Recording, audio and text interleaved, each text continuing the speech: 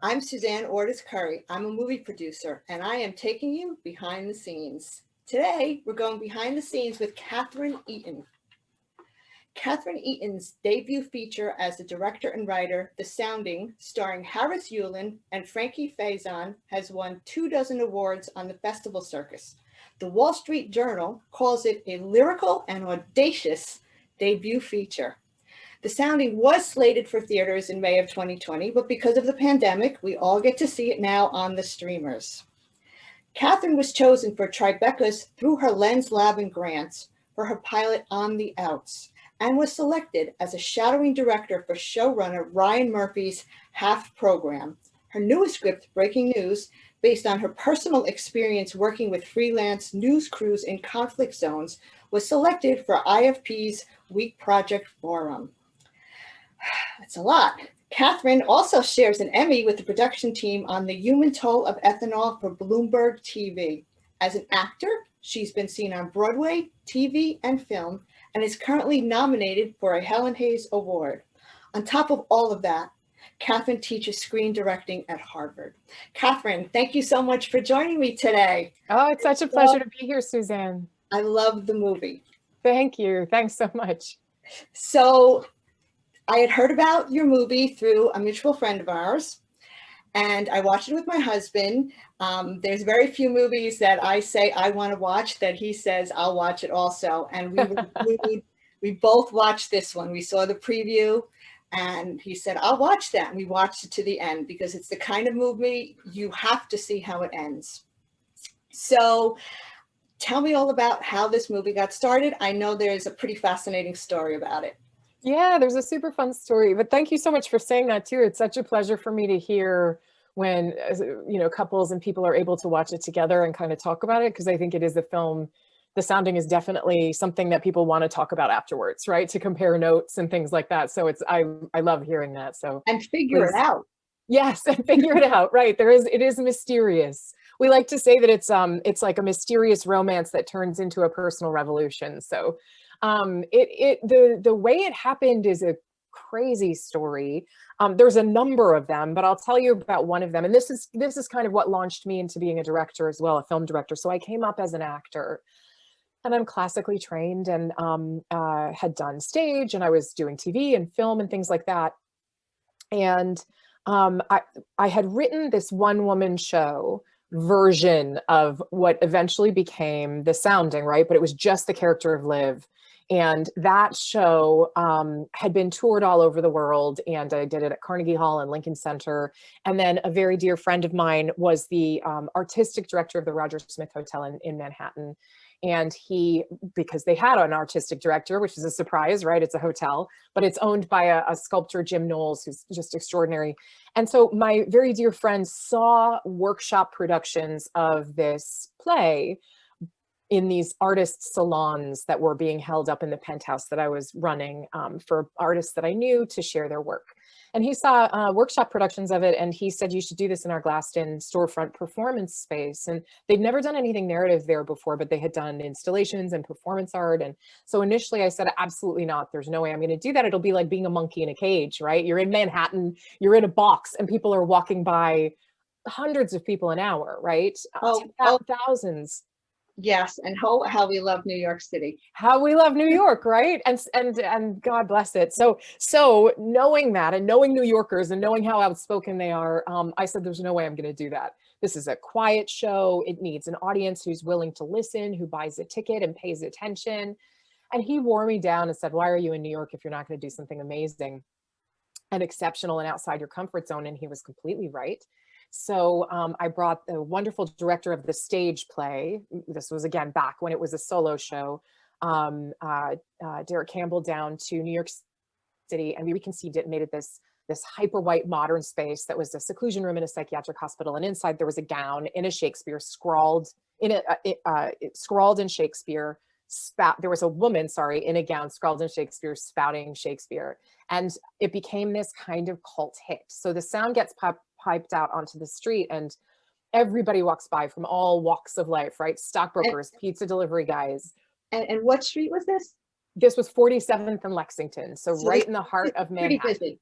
very busy. Yeah. And what happened is that it became this kind of like a fire hazard, because the sidewalks became packed and the police had to come and move people along, because apparently if there are too many people on the sidewalk, that's a fire hazard. Cars would stop in the intersection and wouldn't keep going, and then they'd be honking. There were stockbrokers on their phones saying there's this woman in a gown and Shakespeare, spouting Shakespeare. There were pizza delivery guys. There were moms with kids saying, you know, the kids were like, no, we want to stay.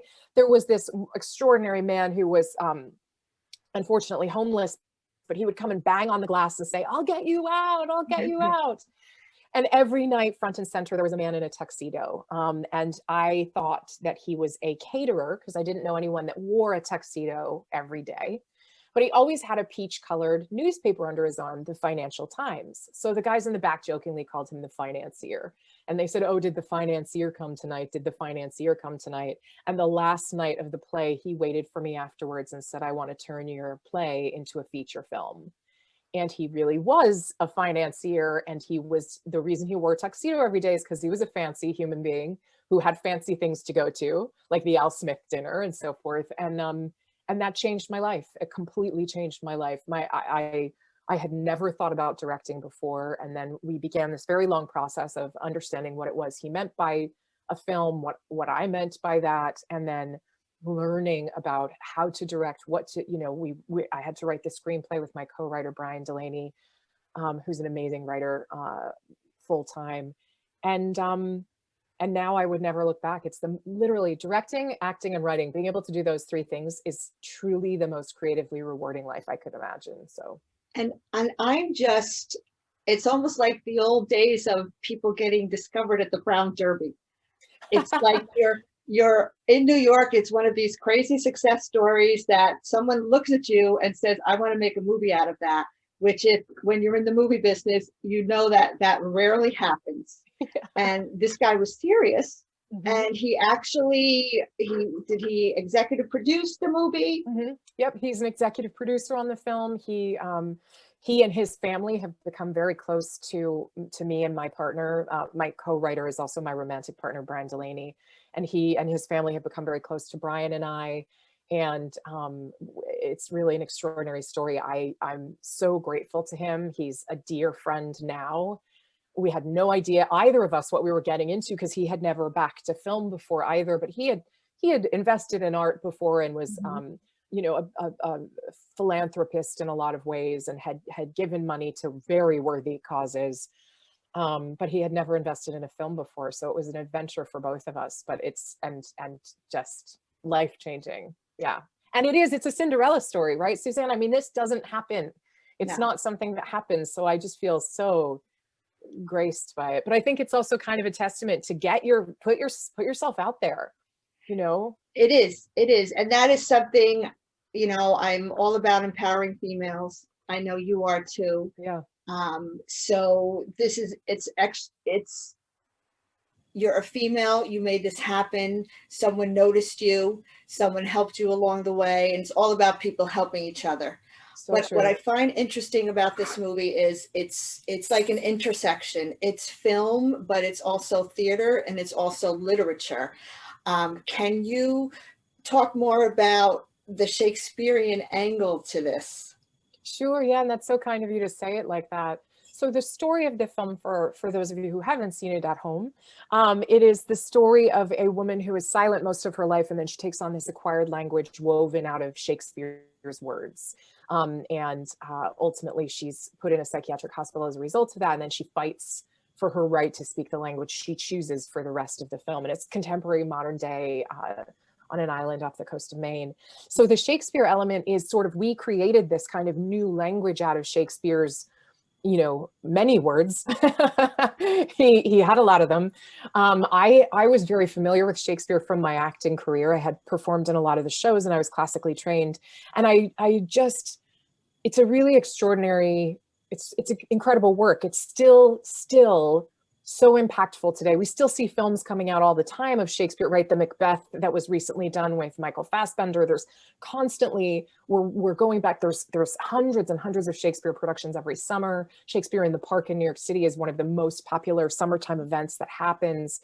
And I'm very curious about why that is. Why do we keep going back to his work? Yes, it's genius, right? Yes, it's brilliant and it paints incredible pictures. It's also, at the time that he produced it, these plays were the entertainment for the masses, right? They were exciting. There was romance and war and battles and jokes and humor. They weren't esoteric and sort of, intellectualized. They were really raw, and the sounds of the language were a part of what made it so raw. So the exploration of the Shakespeare for me was a really exciting avenue of the film, because my big question was, why might someone choose this language? I had a personal experience where I was pulled away from my work as an actor for a period of time to help out a family member. And during that time, I found myself turning to Shakespeare and wanting to just to hear the language, just to see the language. And I kept thinking, why would someone want or need that language today? And then what would happen if that was the only language that they had? So then we wove this language out of his words for Liv. She is able to select the language that she needs of his to say what she needs to say in the present moment. And the real gift for me has been that people who have no exposure to Shakespeare, who have never liked his work or felt that they could relate to it, have watched the film and said, I understood everything that was being said. I didn't need to know anything about Shakespeare. Her urgency to communicate was what communicated, and the rest was just gravy on top, I guess. So in this movie, the Liv only speaks through Shakespeare. I don't know if the listeners will understand that until they see the movie, but there's no yes and no. It's to be or not to be. It's purely Shakespeare. And there was so much language that came out of her mouth. I was wondering, when you were writing it, did you already have the specific passages that you thought you'd be using, or did you'd say, okay, I wanted to say, yes, I agree with you, and then you had to go research something that Shakespeare said that had that same meaning? Yeah, great, wonderful question. So I, as you know, but I co-wrote the script, and I also played the role of Liv. So, and what had happened is, when I was creating the stage play, which was a solo show, one-woman show, there was the voice of Michael's character, which is played by Teddy Sears from The Flash and Masters of Sex. In the film, that voice was in the stage play, but you never saw him. You just heard his voice. And then Liv was the only person on stage. And we met her from the time that she starts this kind of acquired language. And to sort of describe that a little bit, it's like fragments of Shakespeare that she uses and then reweaves together. So they're little pieces and snippets, and sometimes it's funny, and sometimes it's angry, and sometimes it's complex. But when I was creating the play, it came out of this experience for me of craving Shakespeare and needing Shakespeare at a particular moment. And actually, I told you a little bit about this before, Suzanne, when we've spoken, but actually tearing out at this moment in time where I was in Vermont, I was helping a family member out, and I was there much longer than I thought that I was going to need to be, away from the career that I had in Los Angeles, and needing this language. And I started tearing out the pages of the language that I loved, and hanging them on the walls, right? A little bit like the scene in A Beautiful Mind, that where he sees all these connections. And it was a little bit kind of, there was a sort of little snap there for me where I just was so compelled by it. But then on the walls were all these snippets of language I loved. And they were snippets of language that connected to each other, because it's fairly well known for folks who are exposed to Shakespeare that there is a lot of thematic. He like most of us, right? He's curious about certain things, and he keeps exploring those things. Mm-hmm. And so I saw those connections, and so a lot of those original quotes that were on those pages were in the play.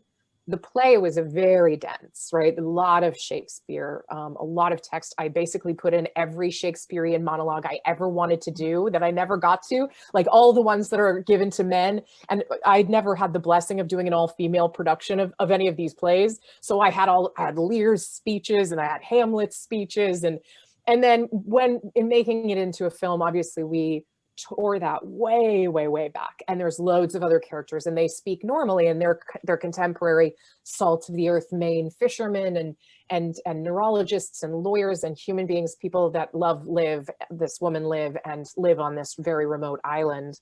And then the doctors and the nurses from the psychiatric hospital that comes into play in the second half of the film. And so that language I pulled way, way, way back.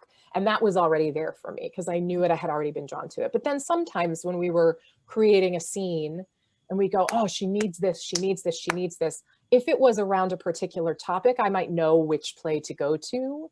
But then we would sometimes ask friends, sometimes we'd use search engines, sometimes we did every method that we needed to do to kind of get there. Okay, so it really worked well.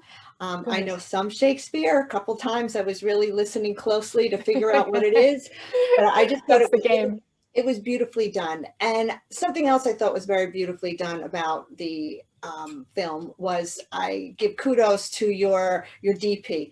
I think the cinematography was spectacular.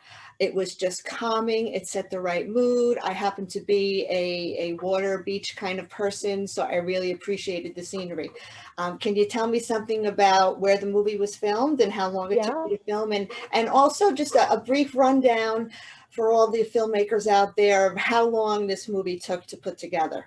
Yeah, so we shot in a number of places. So thank you for saying that about my cinematographer is David Kruda. He's wonderful. We won, Ellen Kouros, who's the Oscar-winning cinematographer from Eternal Sunshine of the Spotless Mind, gave us a Best Cinematography Award at Woodstock Film Festival. And he did really, really beautiful work. And we worked incredibly well together. He was we worked from one mind, and it was a real gift. But we shot on Monhegan Island off the coast of Maine. So that's 12 miles out to sea. There's one ferry a day, just one. So you don't want to end up getting out there, dropping your Alexa camera in the ocean and then needing to go get another one because you're going to lose 2 days of shooting. So we were out there for a week, and then we shot for a total of 20 days plus a 3-day pickup that happened quite a bit later. And so we were out on Monhegan Island for a week. Then we shot at a monastery on Long Island, New York. And that's where the interiors of Liv's house come from. Okay. And then we shot on a hospital, the psychiatric wing of a hospital on Roosevelt Island in New York City, just between Manhattan and Queens. So I like to say we were always on islands, but it was Long Island and Monhegan Island and Roosevelt Island. So it was 20 days of shooting, 3-day pickup. We had the process of making the movie was a very long process because it started originally with this solo play, right, that was seen by the financier, and who then became, there were other investors became involved and producers became involved. And at first I didn't even know I was going to direct it, right? I had never directed before. So initially I was just going to co-write the script with Brian Delaney, and then I was going to act in the role of Liv. But what happened is we would go into agencies and pitch the film to find the right director with the producers. And I was always talking about it visually and what it needed to look like. And eventually, not very far into that process, the producers and the investors came to me and said, we think you should direct the film. You know this film better than anyone. You know what this world is. You've lived in this world, right? You've lived on an island off the coast of Maine. You need to do this. And so that began my journey and changing my life. So there was quite a lot of time in between that and the production, and then production through post and into our distribution. We took our time because we really, really we were released on HBO in Europe in March, but we really wanted for North America a theatrical release. And we were lucky. We were graced with a fantastic acquisition that was going to result in nationwide theatrical release on a small scale, but still the plan was to start with 50 theaters and then potentially roll out from there. And then the pandemic hit, and so we adjusted. But like you said, now everybody can watch it. So you can watch it. If they go to thesoundingfilm.com, they can find out all about it. And you can give a plug now where else we can find it on Apple, iTunes. Yep. Apple TV. Yep, it's on Apple TV, iTunes, Amazon Prime, Fandango, Vudu, Vimeo, Google Play. It's on demand on tons of cable channels. And this is just in North America, the United States and Canada. If you live in Europe, go to HBO. It's being broadcast. It's being streamed. we're in our on-demand window. We'll eventually be doing our streaming window. Will come out later in 2021. If you go to thesoundingfilm.com, you can find out tons about the film. There's all kinds of cool free giveaways. There's an opportunity for me to do a Zoom Q&A if people do watch parties. So there's lots, and you can also follow along and see all the links and places to see it in the trailer. So great. So it was www.thesounding.com?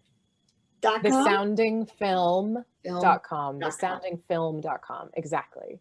Okay. So I have some more questions for you. So, filmmakers, the creative brain, we're always all over the place, and you're doing a lot more things now.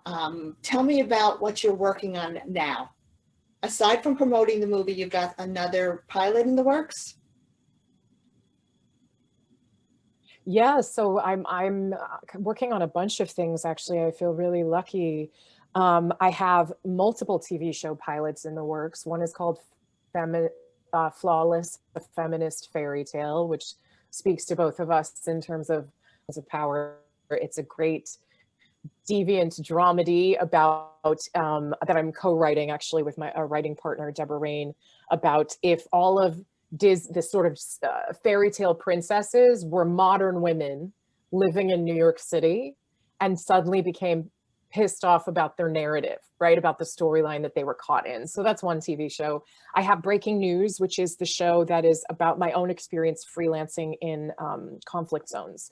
Because when I was coming up as an actor, my side job was actually going to conflict zones and also actually just, doing the weather and stand-ups and things. But as a sound person, as an audio person, that was my side job. So I would be acting on stage at night, and then by day I'd be going to shoot things with a boom pole and a mixer, right, for the news.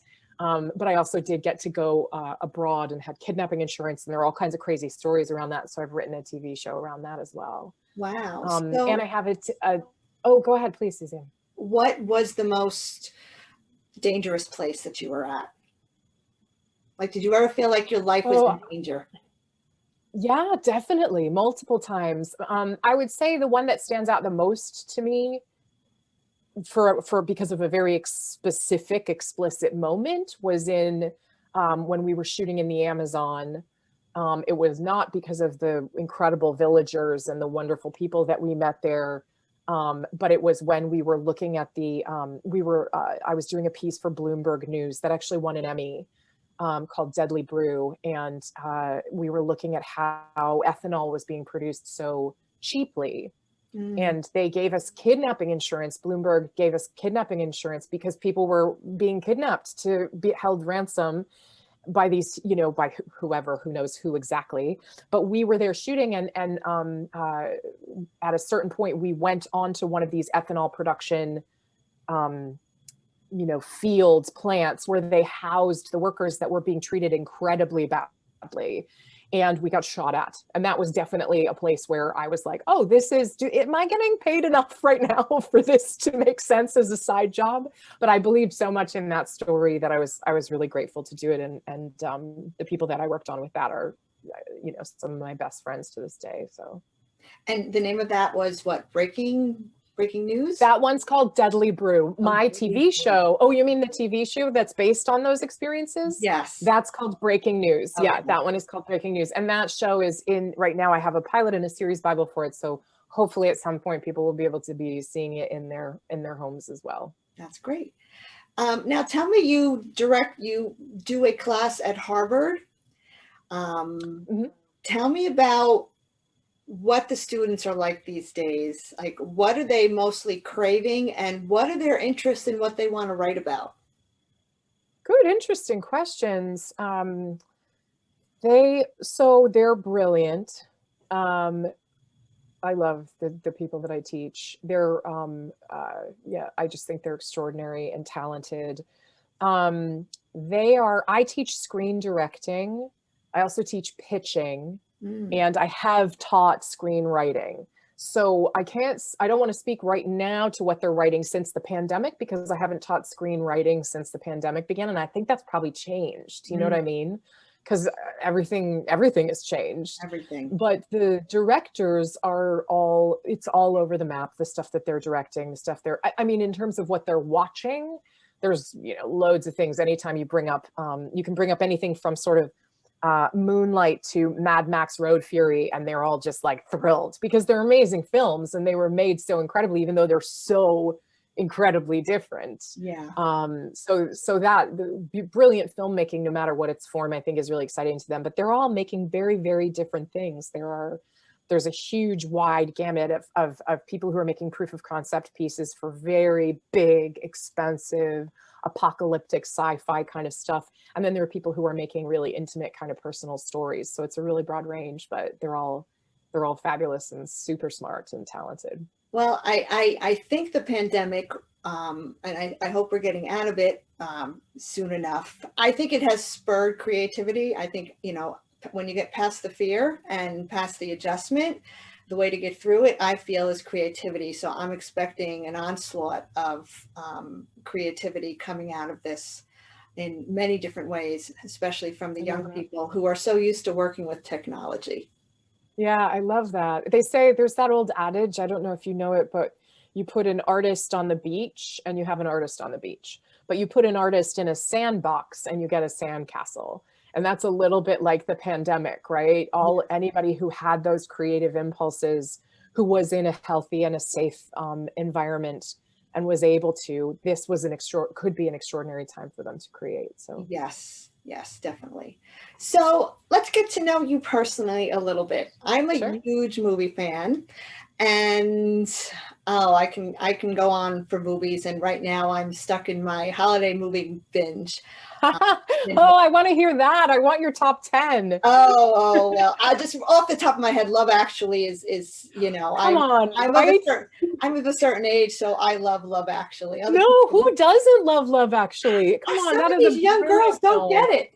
Oh, it's a great movie. It's got something So for everyone. I love that movie, but I want to know what are your top 5 movies, say, of all time? Oh Lord. Oh, of all time. That one that's very hard. What I will say is that's very hard. Something you'll watch over and over again.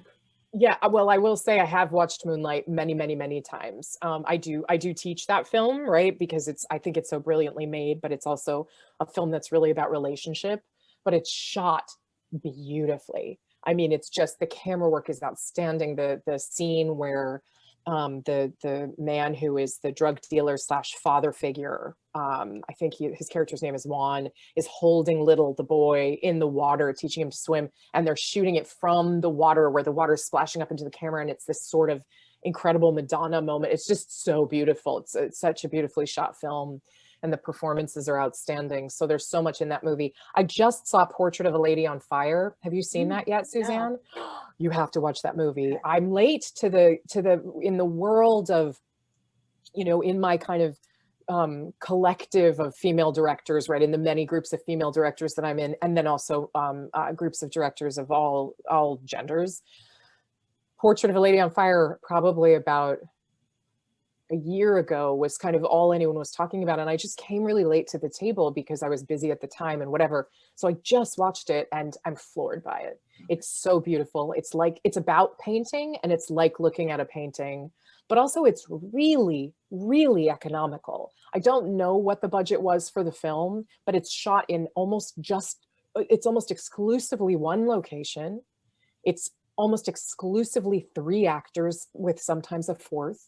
I mean, it's incredibly economical, and yet it's this big kind of beautiful, epic, sweeping romance. And I find that when I'm watching a movie, I try to figure out how much it costs to make that movie. Yeah. And Well, you're a producer. right. And is that movie, it sounds like you can still create a good movie on a smaller budget. And I do think that is something that's going to come out of this pandemic, especially with the insurance, you know, all of the coronavirus insurance and other protocols that you have to take, especially shooting now. People are really going to have to really adjust their visions in order to get something done, but it can be done. Absolutely, completely. And all of us who are so hungry to be back on set are going to find the ways to do it, right? And are currently finding those ways.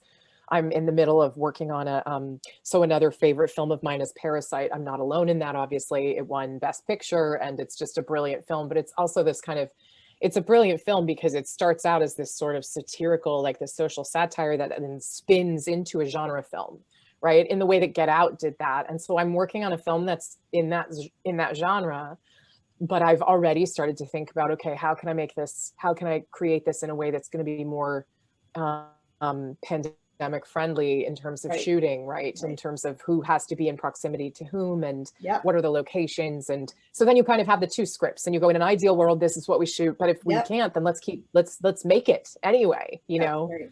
So that's definitely happening. There's no doubt about that. Two more. Please, yeah. No, I'm happy to hear them. no, two more films that you like, just to round out your top 5. Oh, two more films. Oh Yeah. yeah, I thought you meant two more questions. Of course, yeah. So, Parasite, Moonlight. I will say, and again, I already referenced this film, but this is why it came to mind. Mad Max Road Fury is a brilliant film. It's so subversive because Charlize Theron's character, she becomes this. Speaking of silence, right? My character in my feature is silent for almost half the film. Mm-hmm. Charlize Theron's character has, I think somebody counted, and the word count is incredibly small, the amount of words she actually says in the film.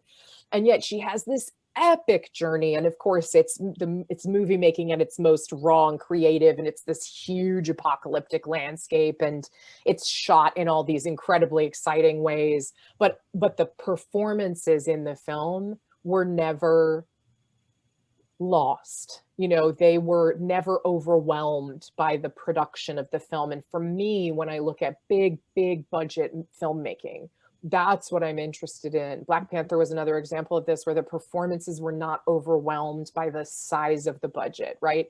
Because on these huge sets, on these huge studio films, anytime you want to pivot or make an adjustment, you're moving this mammoth, cruise liner behind you to make those adjustments. And sometimes then you end up losing not just your nimbleness as a director, but also the nimbleness of performance can get missed, right? Because they've spent so much just to get the one shot, so they just get it safely.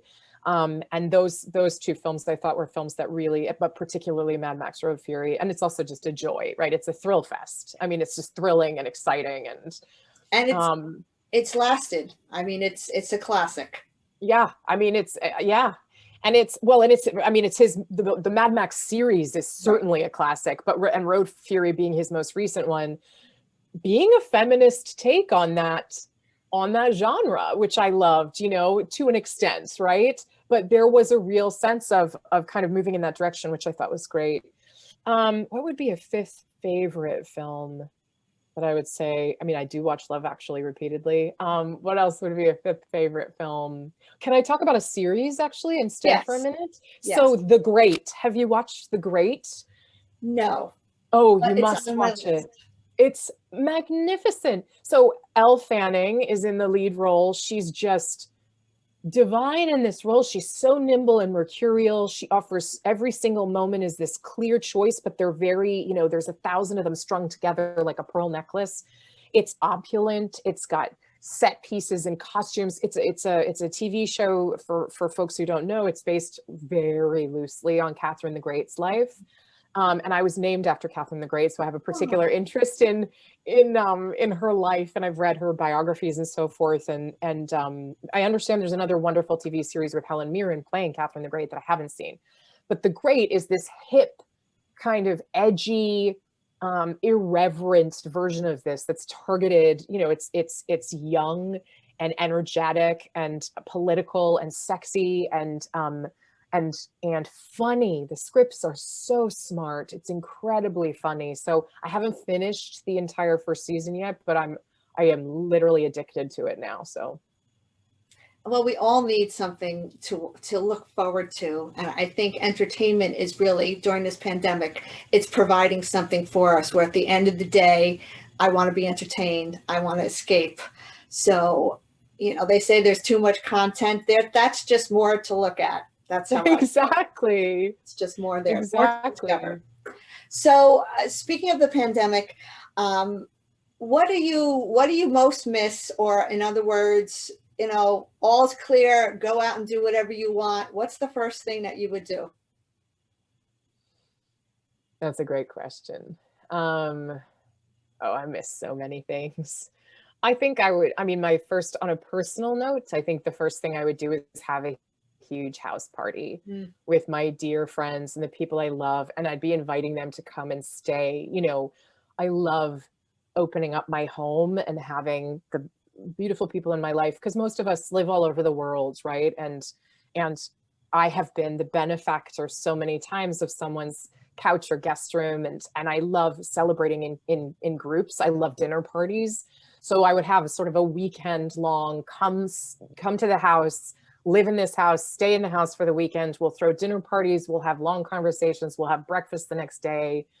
I would love that. That would be extraordinary on a personal level. I also, yeah, I mean, that would probably be my first thing. I love theater. So I would go to the theater and sit in the house next to the people that are watching the show with me, right? Sit in cinema is the same, but even more so perhaps a live performance in this case, because they've been banned for so long, but sort of made considered unsafe for so long. And on a professional level, I'd just be back on set, and set is happening. People are shooting, they are, yeah. so we're definitely there. But the projects that I was attached to direct just before the pandemic, the budgets haven't yet met what they need to meet to be able to increase, to incorporate, Right. just as you were saying, Right. that extra, we're not willing to compromise what's on screen enough yet. So if they can increase those budgets, great. But if not, if the pandemic was over like that, I'd be back on set. Okay. Well, I did something similar. I just want to walk around New York City. Just want to Oh walk around, yeah. go into coffee shops, Rub elbows. theater, Yep. be crushed by the millions of people that are trying to walk faster than me. Yes. And also, like, look at faces, right? Yeah. Like, we can now, we're seeing, just to see people's faces, because I love that. So yeah, there's no better people watching than in Manhattan. I know. And I'm looking forward to the tree going up. I don't know how they're going to do crowd control around the tree. Yeah. But we'll see. It's new. Yep, exactly. In Rockefeller Center, I know. I've had many a good, admirable attempt at skating there. I wouldn't say I'm terribly talented at it, but I've had a really fun time. It's just fun to look at also. Mm-hmm. So, Catherine, it was wonderful chatting with you. It was such a pleasure, Suzanne. Thank you so much for having me. Yeah, thank you. And I really encourage everyone to watch this movie. It's a thriller. It's going to make you think. You'll be reciting Shakespeare. And it's just a wonderfully done movie. So I really thank you so for much. bringing it into this world. Thank you. And, it's at thesoundingfilm.com. Got so it. For folks at home. Got it. Okay. Thank you so much, Suzanne. It's such a pleasure. This is a total joy to be able to chat filmmaking with you. So I'd be delighted to do it again, hopefully on the next one. Well, thank you. And we'll keep up with what you're doing. All right. Bye. Bye. Thank you.